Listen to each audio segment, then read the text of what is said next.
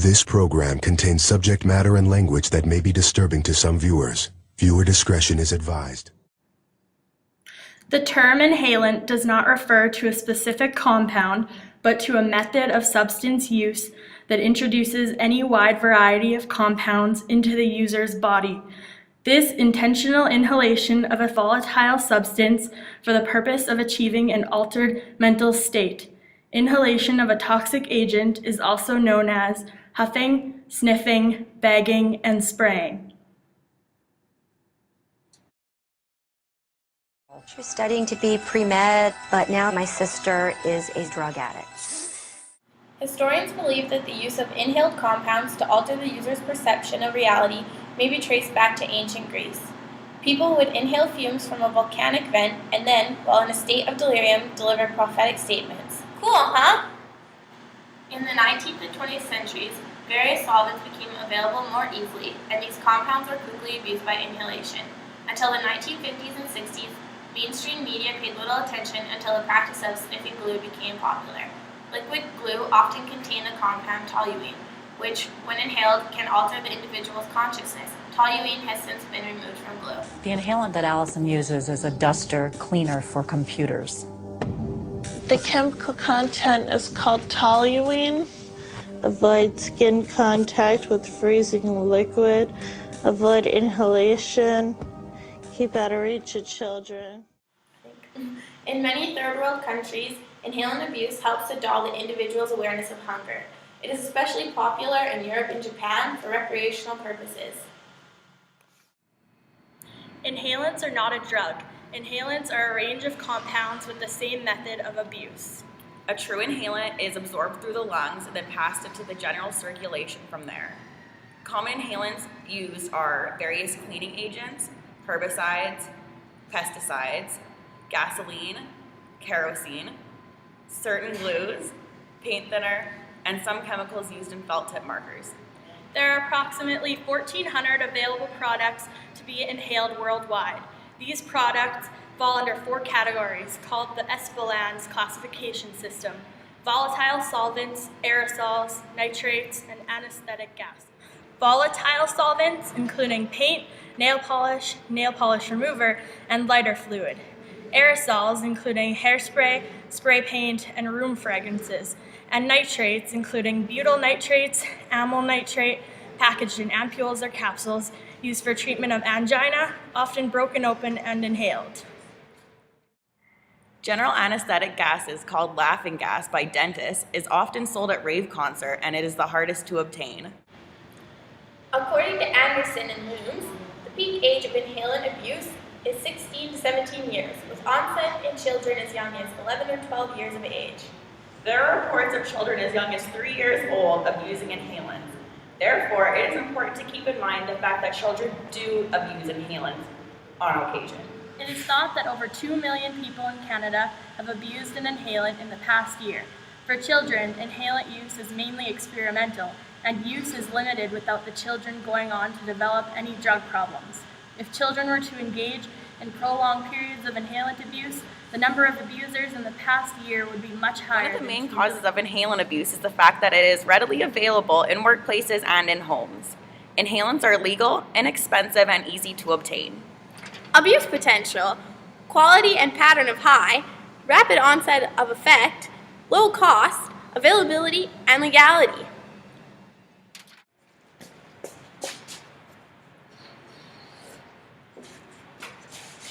Generally, inhalant abusers will abuse any available substance. Somebody who starts off sniffing paint thinner will abuse dust-off or other household cleaners, depending on what's available to them. Inhalation intoxication resembles alcohol intoxication, stimulation, and loss of inhibition, followed by depression, disorientation of perception by time and space, similar to anesthetics, which slow down body functioning. Use of solvents can cause serious but reversible damage to the heart, kidney, liver, bone marrow, CNS, and the brain. Brain damage is typically seen in chronic long-term use and not in short-term exposure. Respiratory issues such as bronchitis and pneumonia are identified. Problems such as hematuria and proteinuria may indicate renal failure. The inhalation of gas may cause neuropathy, Anemia, leukopenia, and electrolyte imbalance may be found in lab tests. There may be signs of gait impairment and poor coordination, as well as signs of tremors. Some solvents can cause hearing loss and limb spasms. A huff or rash may develop around the mouth or nose of the inhaler after use of a product.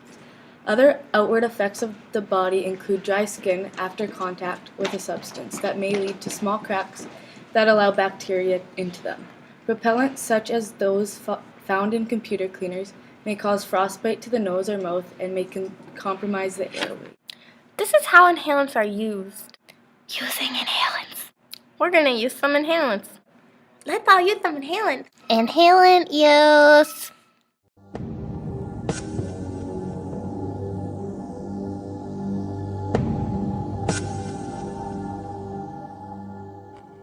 There are 4 different ways inhalants are used. They are spraying, Huffing.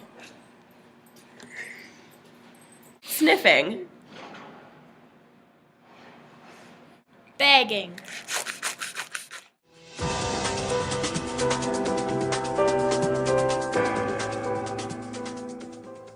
Death from inhalant abuse can occur in several different ways.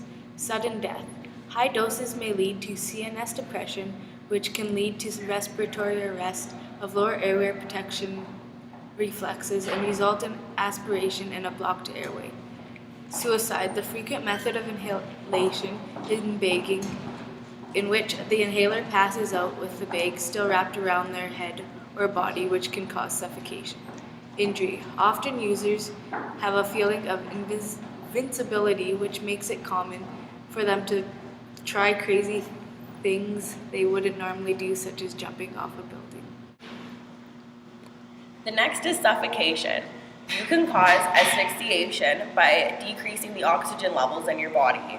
And you can also cause hypoxia by bagging, basically, because all that's in the bag is your own CO2 from breathing and the solvent that you're choosing to get high on. So your body's main reflex for breathing is just to breathe out CO2, and that's what you're doing. But by the time your body realizes that it's not getting any oxygen or room air in, it's too late and you're dead. You're dead. You're dead. Go. Whoa, what are these marks all over my face? Those are burns. Inhalants are flammable, which can cause burns, especially in cases where you're smoking while inhaling. You gotta stop that, Jordan. I really do. Substance abusers can be categorized into 3 different types of users: experimenters, intermittent users, and chronic users. The main leading cause of death in inhalant abusers is sudden sniffing death syndrome. When sudden sniffing death syndrome occurs, hydrocarbons and other inhalants sensitize the myocardium to epinephrine, and when this hormone is produced in response to any of a number of stimuli, most commonly sudden stress or fright, a fatal cardiac arrhythmia can result. Sudden sniffing death syndrome leaves no evidence that can be identified in an autopsy, which makes it a relatively invisible problem. 22% of first-time users died from sudden sniffing death syndrome. With short-term use, the most common cause of death is aspiration while the user is unconscious, or a combination of respiratory depression and hypoxia. Although overdose may occur, other factors are more common to cause death.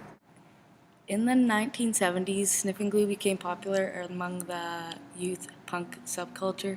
It was a cheap high and it fit their image and it shocked the adult society. That's why in the 1970s and 80s, a lot of songs were written about sniffing glue or inhalants.